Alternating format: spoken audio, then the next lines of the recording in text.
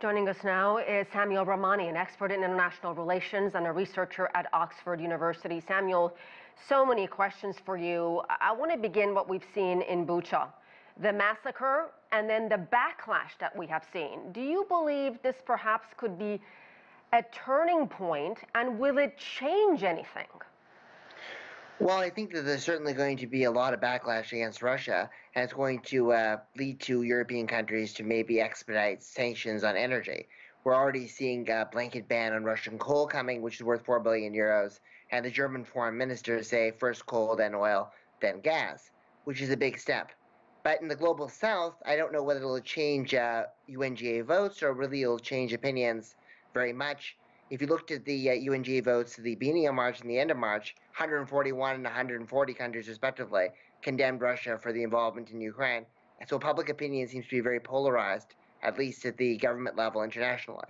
And I want to get to the UN in just a moment, but I also want to get to Russia's reaction, basically denying that they're terrorizing a civilian population. They say the images of bodies and mass graves, they're fake, staged, and fabricated. But we should remind our viewers, Russia, at the beginning of this crisis, also denied it had any intentions of invading Ukraine. So how much credibility does Moscow really have at this point?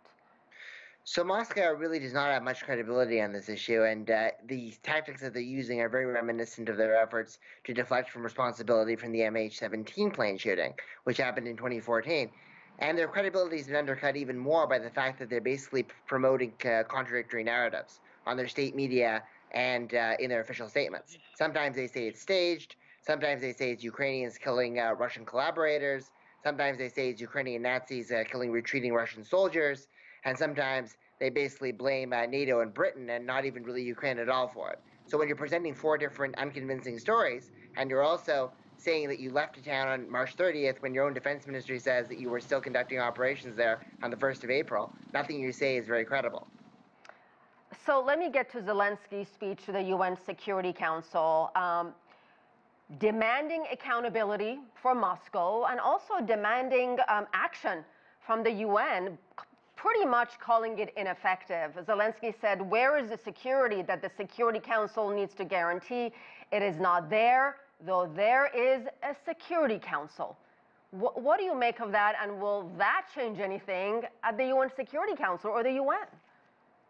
So the UN Security Council's ultimate goal has always been really the prevention of major interstate wars. And its first major test towards the very end of the Cold War was when Iraq invaded Kuwait.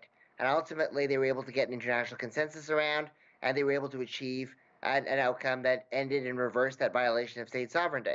Since then, the UN Security Council has been quite feckless when it comes to states violating state sovereignty, simply because it's been the main Security Council P5 members who have arguably engaged in those activities. Many in the global south would accuse the United States and Iraq and Libya of violating sovereignty in a flagrant way, and now Russia has been arguably the biggest perpetrator since then, with their involvements in Georgia, Crimea, and now Ukraine.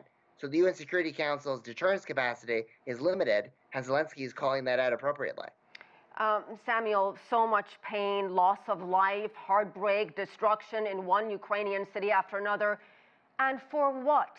What is Vladimir Putin's endgame here? Are we any closer to finding that out? And what about peace talks? Where do things stand on that front?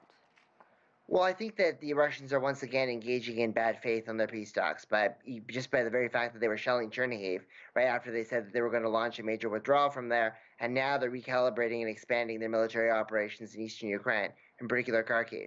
In the near term, it's really to partition Ukraine, get hegemony over the eastern part in Donbass. And in the long run, it's their goal of demilitarization and denazification, which is code for regime change and the complete subjugation of the Ukrainian national identity.